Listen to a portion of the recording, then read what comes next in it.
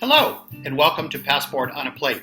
My name is Chef Larry Canepa. I'm a certified culinary educator, and I'll be presenting some demonstrations for kids and their parents on food and culture and recipes from around the world.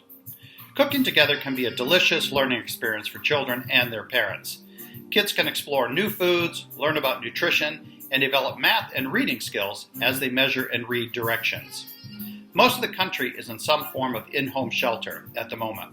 When you're cooped up, a fun project can help pass the time, especially if you have kids at home. Cooking together provides quality family time.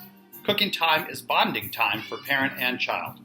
It often allows kids to relax and share what's going on in their lives, even if they're otherwise reticent to open up to a parent. Preparing food helps kids appreciate parents. It might seem sometimes that kids think meals come out of nowhere. Teaching a child how to cook helps them understand how much time and effort it takes for a parent to make a healthy and tasty meal for the entire family.